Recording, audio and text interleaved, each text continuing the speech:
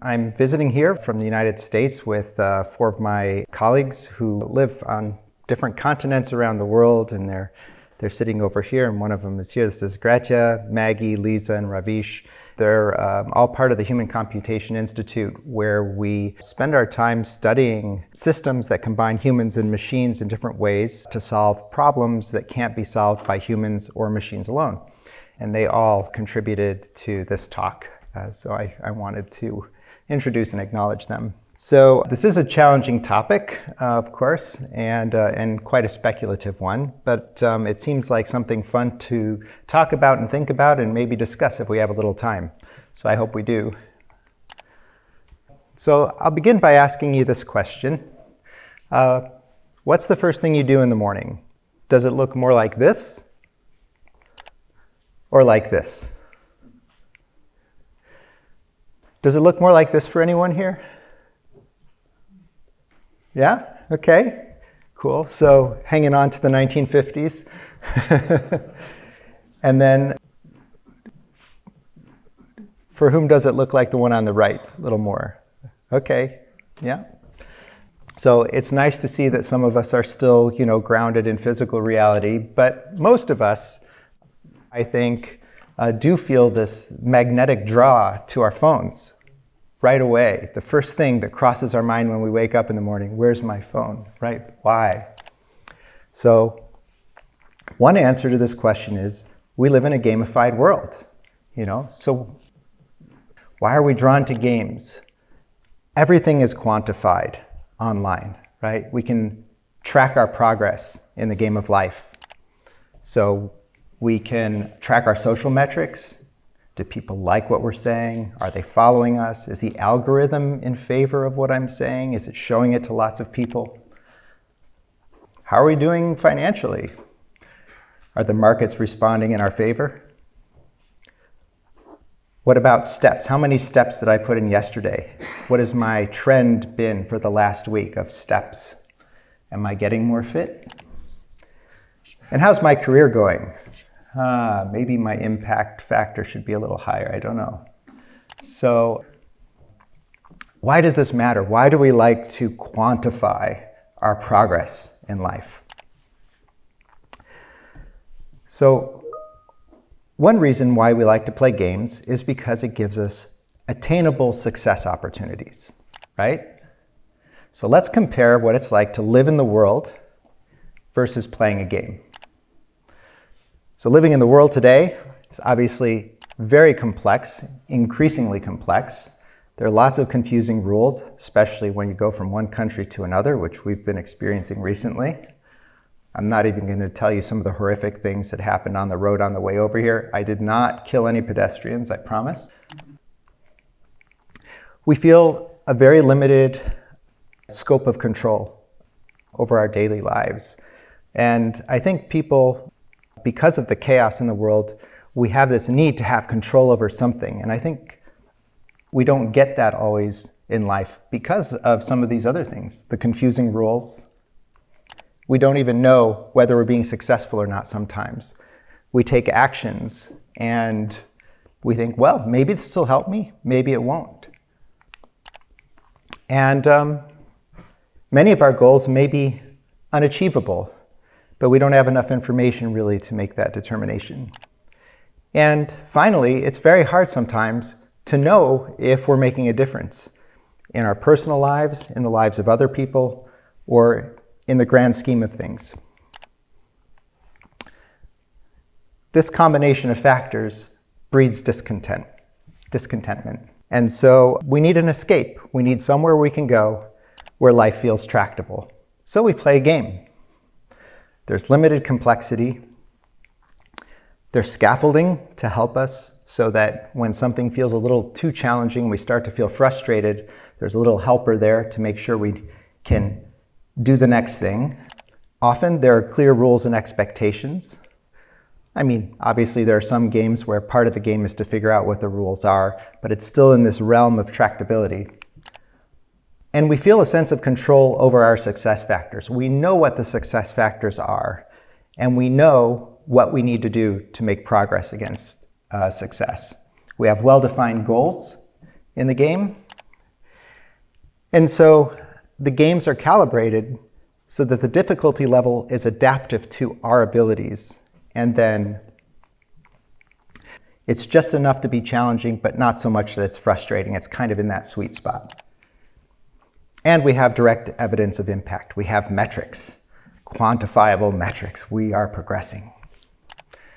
This builds contentment. This is why we like to play games. And this is why the first thing many of us do in the morning, not all of us, but many of us, is we go right to our phones so we can see how we're progressing in the game of life. So what have we done with gamification?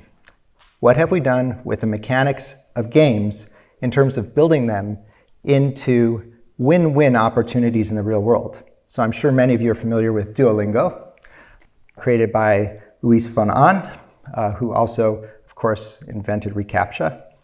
And he's a master of the win-win. reCAPTCHA was the win-win because, there was this barrier to entry to get into a website.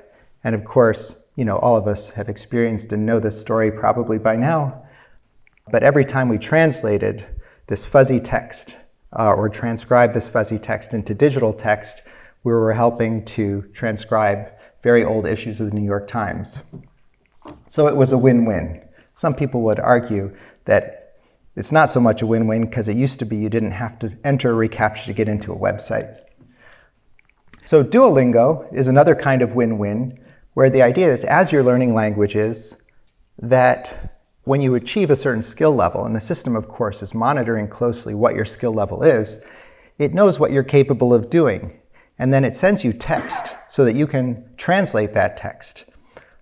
So you were providing a language translation service while you were learning a language. So that was a beautiful win-win. And of course, at a certain point, AI got good enough that we didn't need to have the humans doing that translation anymore. And I believe Duolingo today, Lisa can correct me if I'm wrong, her sister works with Louis von Ahn on this. But I think now it's an AI-driven mechanism, but it's still used to learn language. Another application of gamification originated at the Human Computation Roadmap Summit, which I ran at the Wilson Center about almost 10 years ago, hard to believe. We had folks from around the US and around the world. It was run in DC. We had representation from the White House, the person responsible for AI reporting to the president's technical advisor was there. The point of this conference, it was a 3-day workshop, was to explore opportunities for using the methods of human-in-the-loop computing and of course, considering the opportunities afforded by gamification in order to motivate people to participate in these systems. And so we had a breakout session where people would self-organize into groups to explore some very specific applications. And one of these people, Marcus Krauss on the right, had this idea of gamifying career development, career advancement. So they came up with, he and his group came up with this idea called Pathways to Radiology. So the idea was pretty simple. It's kind of like a citizen science project. You're shown a radiograph, an X-ray, and you're asked to find the tumor. Is there a tumor? And if there's a tumor there, where is it? And at first, because you're not very skilled, your answers combined with other answers to try to use these so-called wisdom of crowd methods to come up with an expert-like answer. But over time, your measured skill level gradually increases and you level up in the game of becoming a radiologist and you get credentialed. And at a certain point, your skill level is so high that it's actually worthwhile to pay you to do this job. So Marcus, a couple years later, sent me a link to this. And he said, hey, remember that Pathways to Radiology idea? Well, I kind of did a new spin on that, and it's actually a platform now. So he came up with a win-win-win. And the idea was that you have educators, students who want to learn online, and organizations who have some kind of cognitive task that doesn't lend itself to machines, but can be done very well by humans. And the idea is that as students were studying in these online classrooms, that part of the curriculum was to do these tasks, that it was integrally related to the subject matter they were learning. So it was sort of tricky. You had to find the right combination of these things.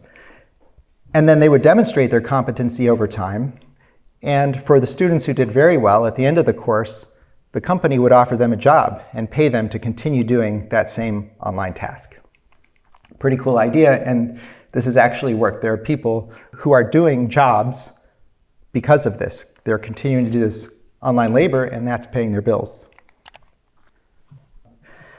So after the workshop in DC, we had brought together lots of interdisciplinary scientists, because of course when you're talking about human-in-the-loop computing systems, it's not enough to have computer scientists in the room. You need behavioral scientists in the room, because you have to convince a human to do something or give them a really good reason. Otherwise, they don't want to spend their time on it. We also had anthropologists in the room, entomologists, you can imagine swarm behavior.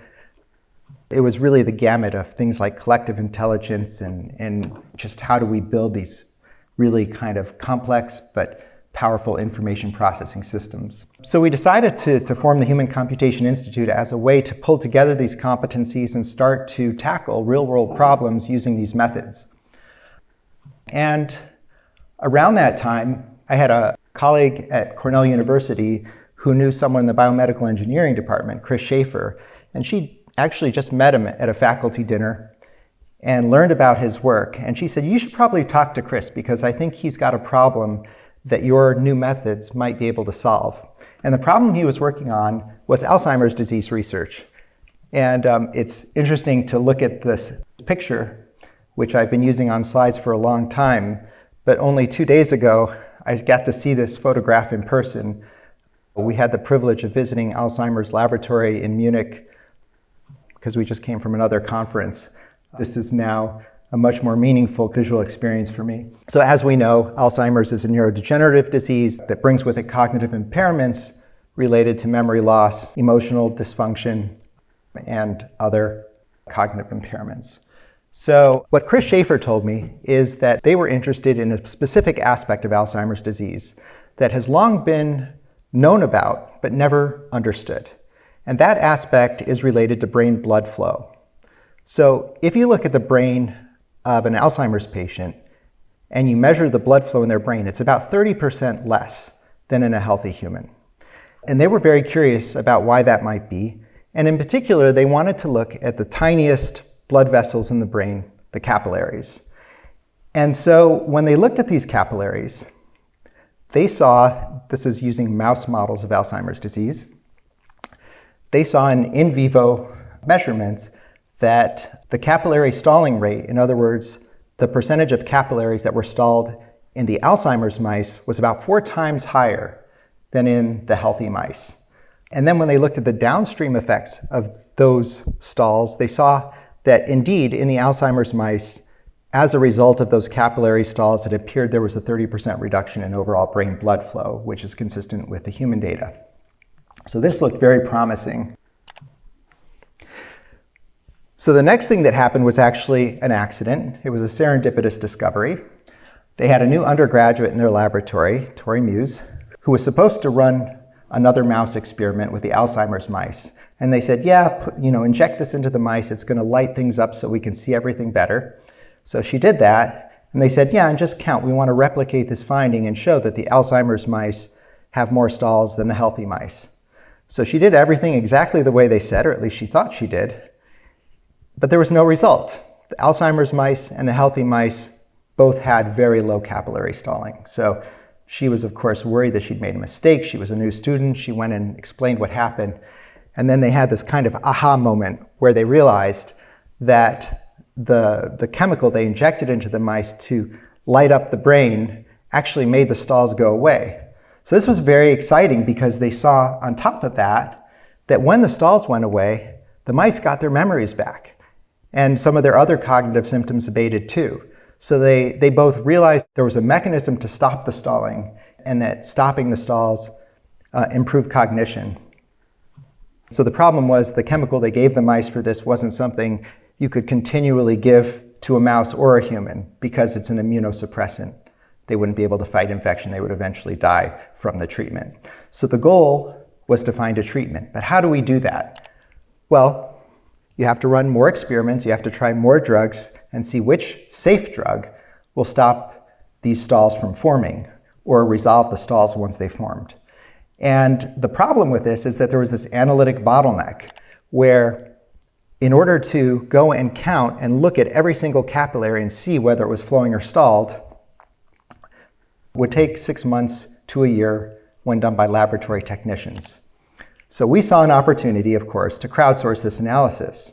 And the big question is always, if we have untrained volunteers doing a task like this, how can we extract very high quality data? But the point of showing you this right now is just to say, as you can see, there are some game elements here.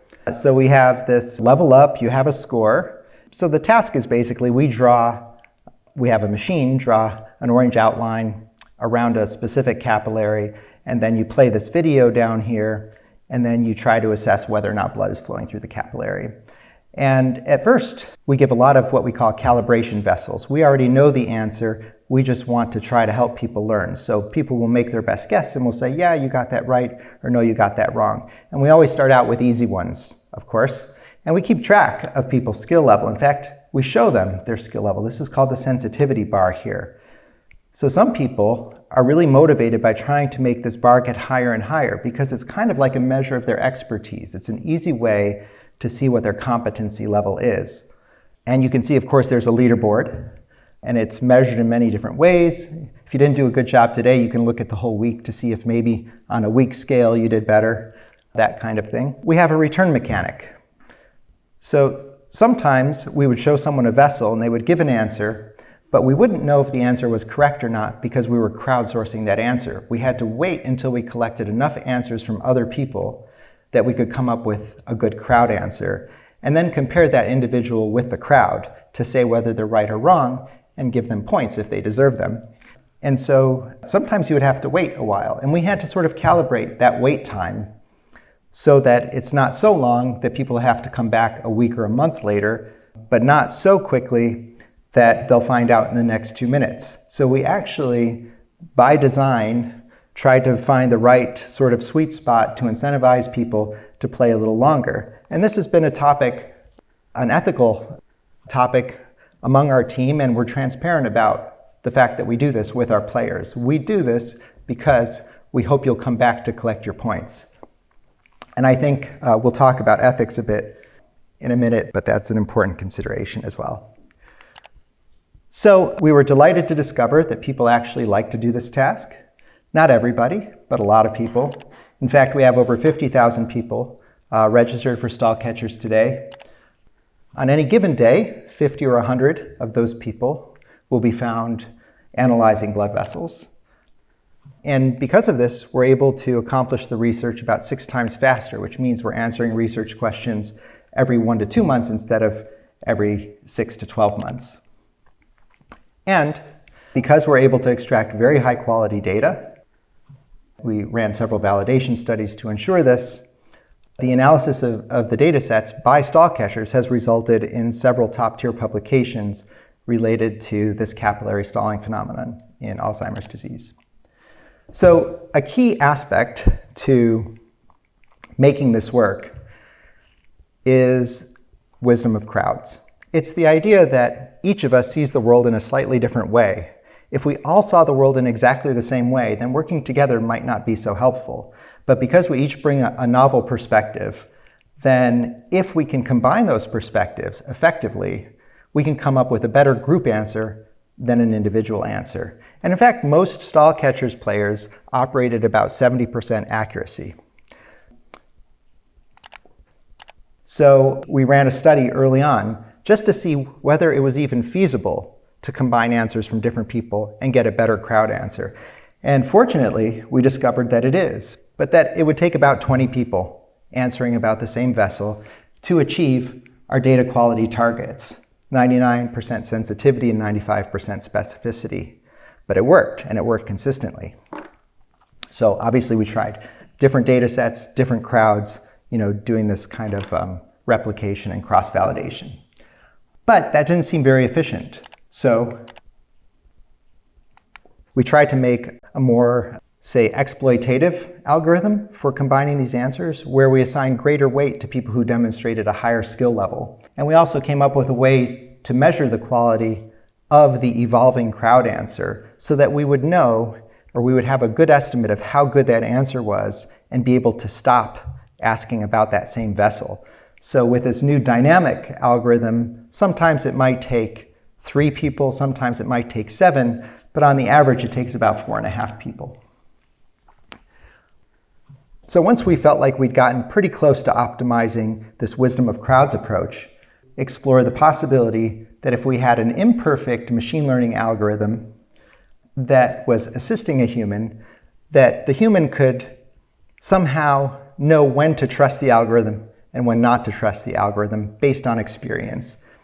So the reason, of course, that we took this approach in the first place of crowdsourcing this analysis is because machine learning models can't do this task as well as humans, or as well as crowds of humans, I should say. And what we found is that only in the specific case where the human bias toward answering and the machine bias toward answering were different but complementary, did we get the synergistic effect. The human could actually learn when to take advantage of that difference in bias and to know when to trust the machine. So even though the human by itself, by him or herself, would achieve typically, looks like about 68% accuracy, and the machine was designed, it was a simulated machine learning model, would achieve about 72% accuracy, or actually about 75% accuracy. In combination, in that case, they could achieve 83% accuracy. So this gave us a basis and confidence for exploring this idea further, because what we wanted to do was to say, okay, if it is possible for humans and machines to work together, maybe we can find better machine learning models that can do the stall catcher's task, and then explore this further. So we ran a machine learning competition. There were about 900 participants on 70 different teams. So we ended up with 70 new machine learning models that were all catching stalls on stall catchers. And some of them were actually very, very good. Not good enough to do the task alone and achieve our data quality thresholds, but still very good, kind of hitting like 92%.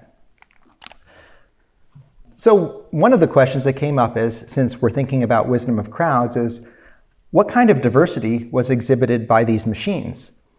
So we analyzed that and we saw that the distribution of bias was actually very similar in the machines as it was to the humans. But bias is only a very one-dimensional measurement of diversity. So we looked at the top 3 machines just to see if there was something fundamentally different about the way that they were looking at these blood vessels. And we saw that there were indeed fundamentally different aspects of their approach in terms of how they were trained, how they processed the information, and how the responses, and even what representation they used for the data. So this gave us a basis and confidence for exploring a new method.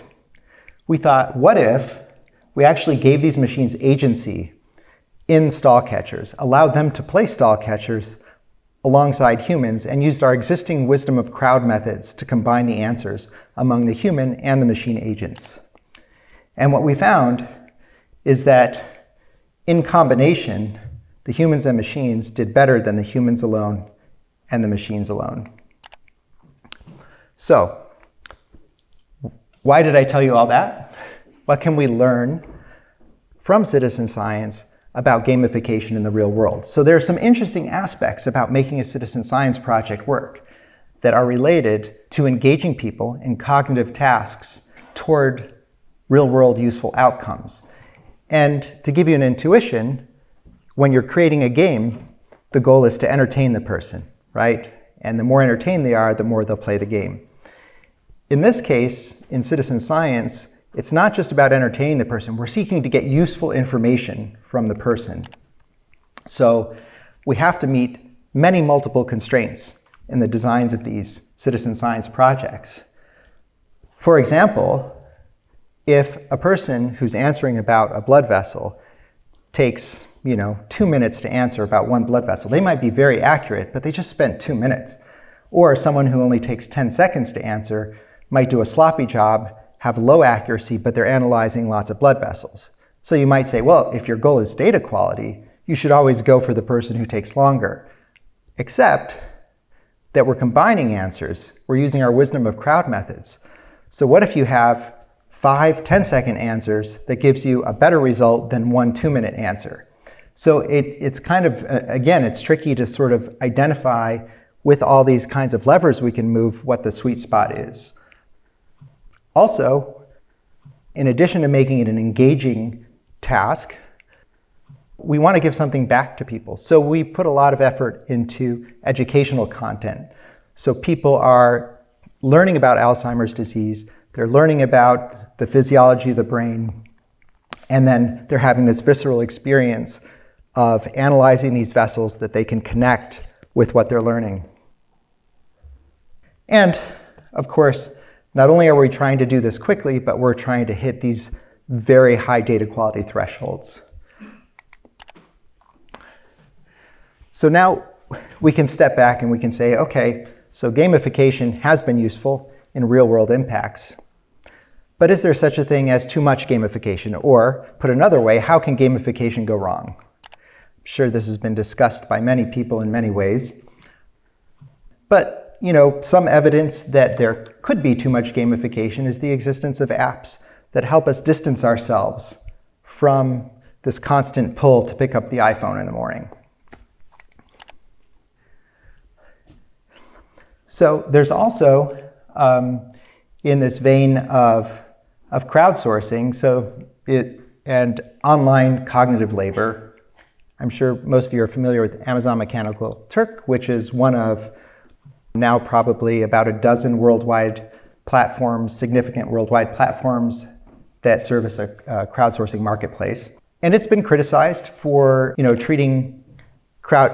undervaluing crowd workers, not paying them enough, asking them to repeatedly do menial tasks for very low wages. It's kind of like factory work, but online.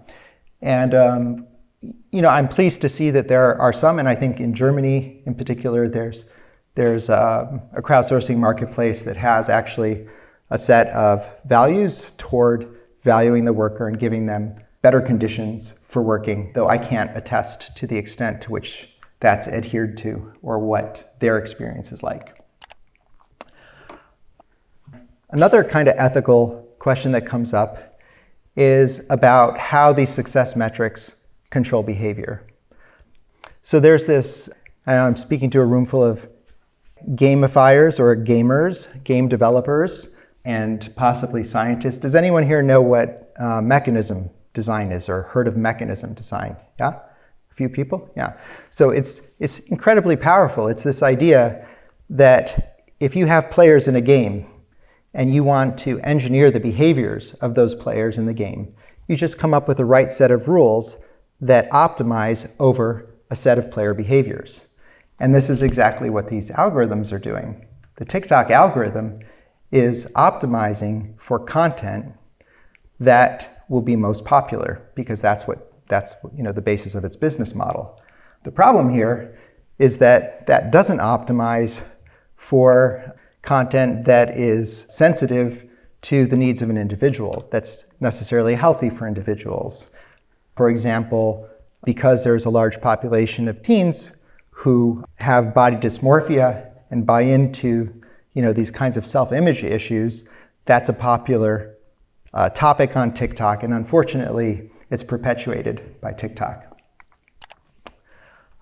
And even in the real world, we see with the introduction of digital monitoring of behaviors that conditions aren't always ideal. So Aldi's a great store. I shop there frequently.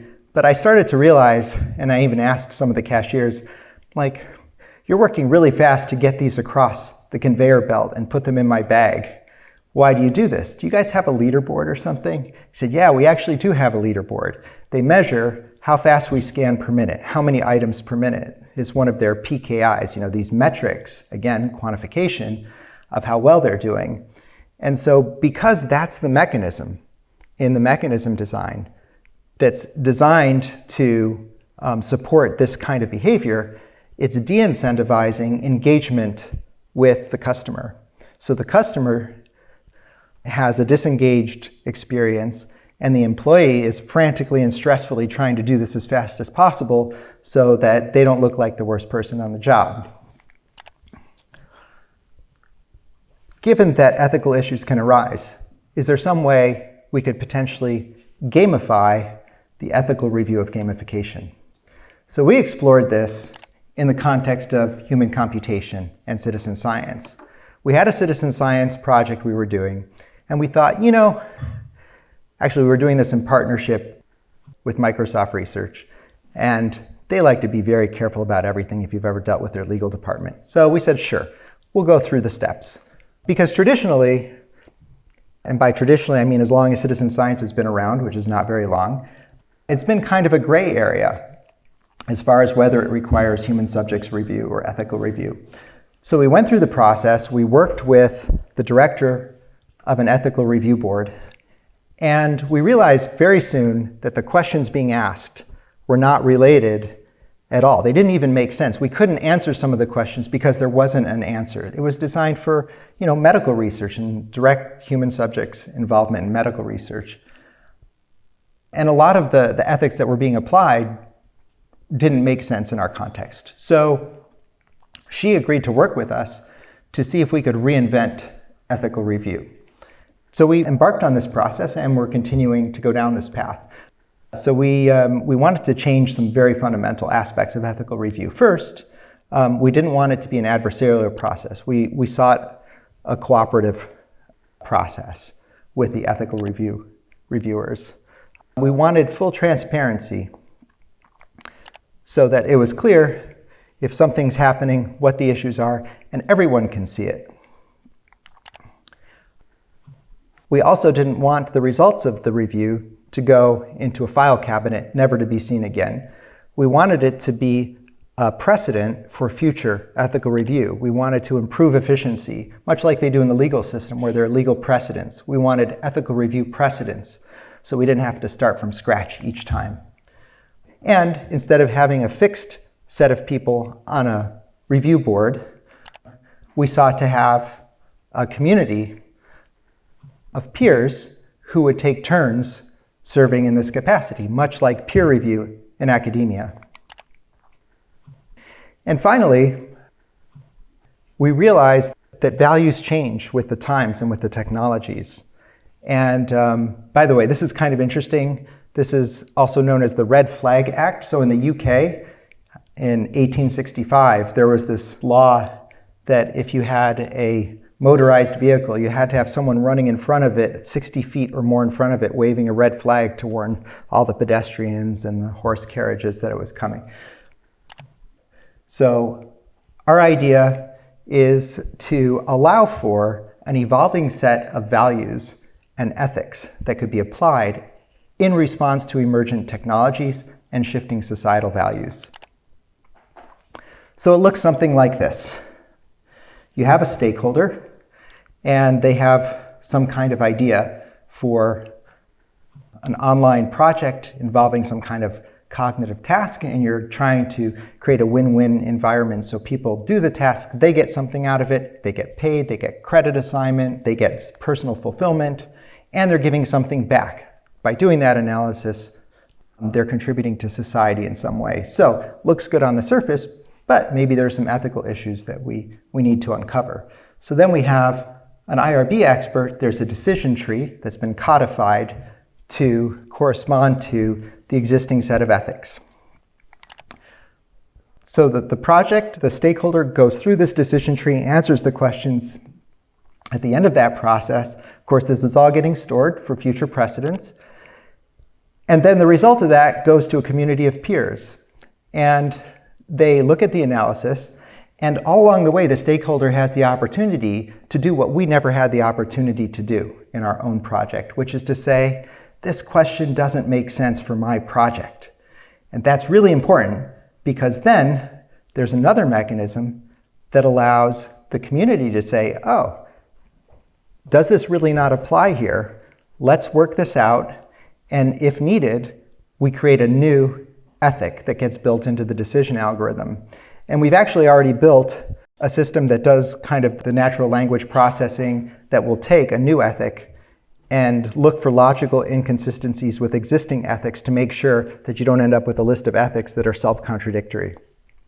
That's where we are. The next interesting step is to figure out how to get a community of people to agree on a set of values. Good luck to us. So, where are we today? The integration of the human experience is amping up. It's becoming increasingly immersive. We're seeing more gamification of more facets of our lives, and there are many new opportunities for engineering human behavior. That's an opportunity, but that's an opportunity for better and worse societal outcomes and better or worse individual outcomes. So we obviously need to proceed cautiously. This is insane. If you haven't watched Apple's video that introduces their new Apple Vision Pro, I highly recommend it. So this is augmented reality, of course. As a gaming community, I'm sure you're quite familiar with this. But what's interesting to me is that in their video, they highlight entertainment, social engagement, because they're playing to a very broad audience. But this is really going to open up a lot of new possibilities, I think, that aren't represented in the video. And again, possibilities for good and evil, depending on how you define those things. And of course, the AI is getting smarter. It's getting more capable. What's interesting about the convergence of these things is that with the new interface, instead of having to overtly look at our phones in order to re-engage with our digital existence and to quantify our lives, we're going to be looking through this lens all the time.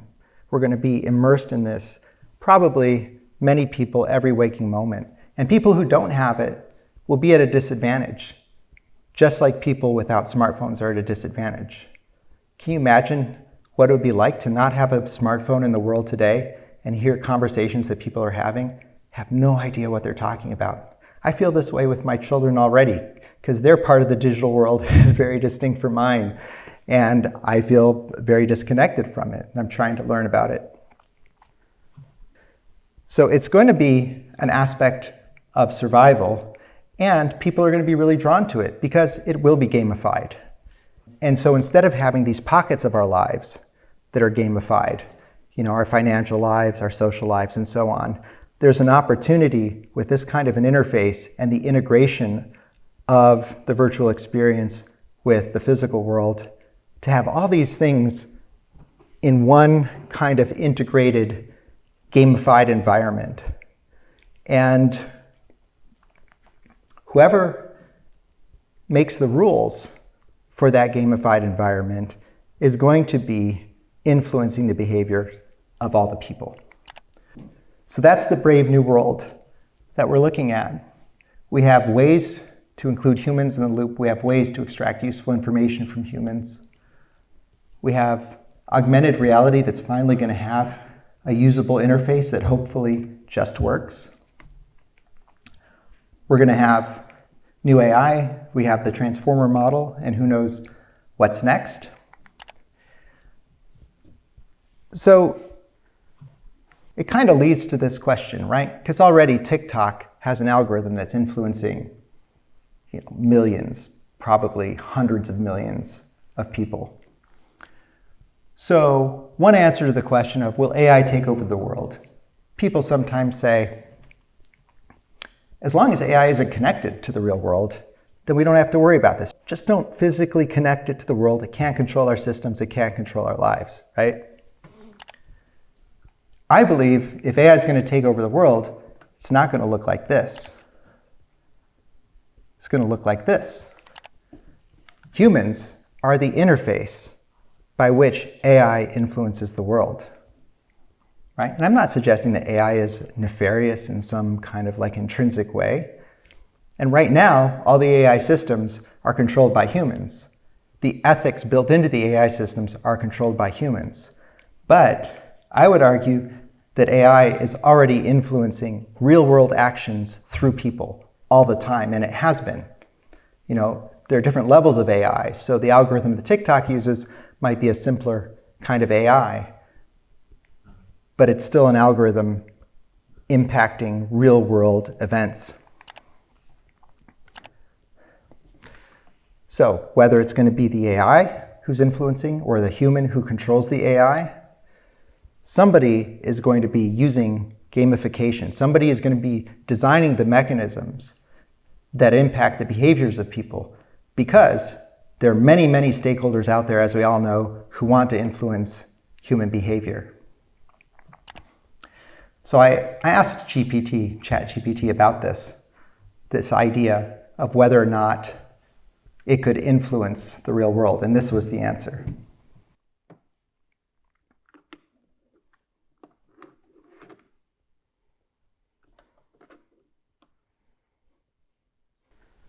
I didn't sleep quite as well that night. That's it. Thank you very much, and I'd love to discuss this more if you have any questions or comments.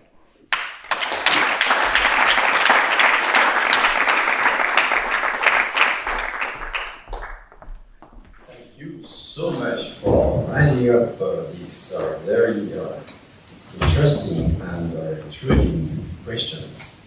I do have a couple of questions for you, but maybe in the public.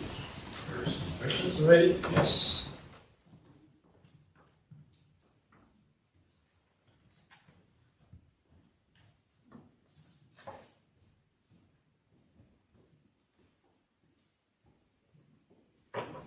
Thanks so much. It was a pleasure to listen to you. So, are you worried that machine learning will take over human computation, and when do you think this will happen? Yeah, that's a beautiful question. Thank you. I think it's already happening. In fact, we want it to happen.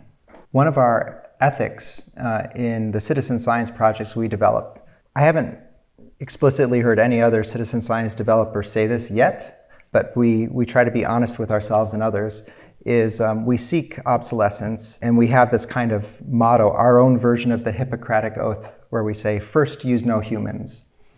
If there's a way to do it using a machine, we don't want to waste a human's time with it. And that translates into, if we can eventually make it work using a machine, then we don't want to ask humans to do it any longer.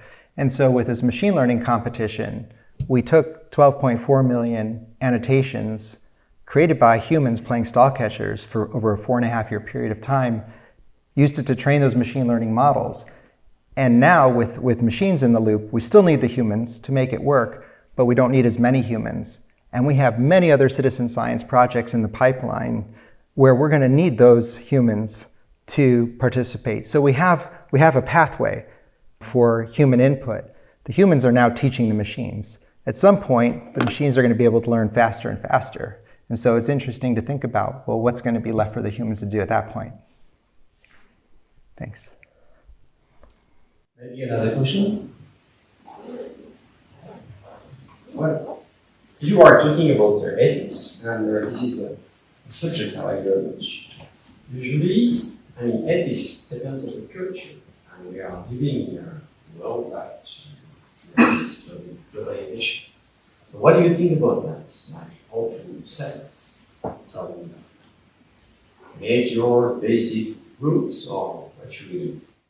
Yeah, so I don't know if you could hear the question was about ethics, and given that the world is shrinking and we're becoming a more and more global community, I think if I understood right, the question is how do we arrive at a set of ethics that everyone agrees upon? Exactly. Yeah, so I think that's the million-dollar question, and the one that we're tackling right now. Obviously, you can't please all the people all the time. So we're trying to explore some version of wisdom of crowd methods for coming up, again, for this gamification kind of ethical review system to say, how much agreement do we need? What happens if the ethics contradictory or subjugate a particular minority so that this minority doesn't have a voice in the determination of the set of values? So one approach that we're taking is we seek to enlist not just peers in the sense of peers in the gamification community or the AI community, but people who will be directly impacted by the systems that are developed. Help them understand what these systems are, make them part of that community of reviewers so they have a voice. And then the challenge really becomes figuring out, when there is a lot of dissent among the community, how do we resolve that? And At the moment, for me, this is an unanswered question, but if you have ideas, I'd love to hear them. Maybe we can talk about that later. Maybe another question? Maybe my question.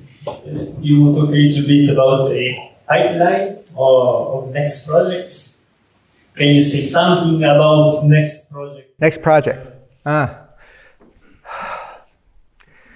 don't know where to begin. Our appetite exceeds the size of our stomach. I don't know how to say that. We're currently working on a project called Beta Catchers. That's probably one of the most mature projects in our pipeline, which is going to be similar to stall catchers, but it's a different analytic task, looking at whole slide images of brain tissue slices taken from Alzheimer's decedents. So patients who died of Alzheimer's and donated their brains to science, and we're trying to better understand why there are disparities between the prevalence of Alzheimer's disease in certain populations compared to other populations, specifically Hispanics versus white non-Hispanics. Why do the Hispanics get Alzheimer's more than white non-Hispanics? So this is just one avenue. There could be social factors as well, but we're supporting the biomedical research on that. We're also just starting now. We met with folks at a NASA conference and we got some good buy-in and support for this. But what we want to do is democratize astronomy. We'd like to create an Earth telescope.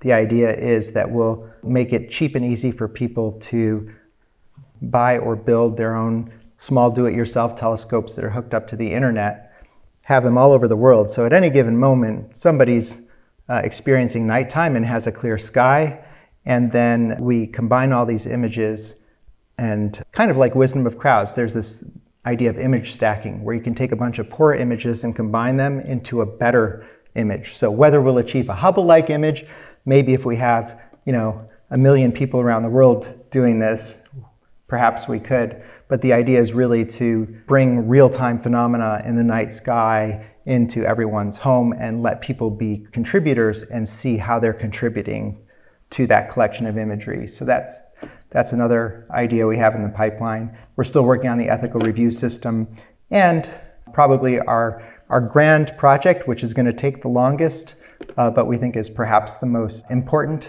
in a sense, is to create a data science ecosystem that allows machine and human agents and services to all work together in the same environment, so that we don't have to reinvent the wheel every time we want to create a platform like this, that people can come into such an environment, into such an ecosystem, and create a whole new cognitive platform just by connecting different pieces together.